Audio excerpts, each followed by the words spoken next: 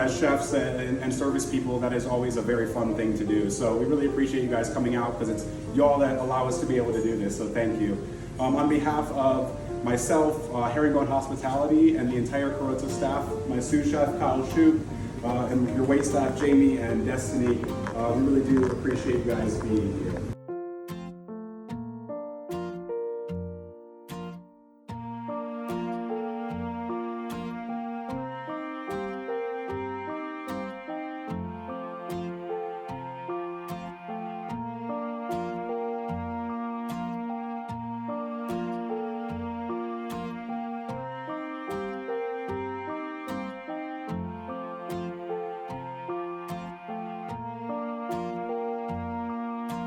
Growth rates that are tough.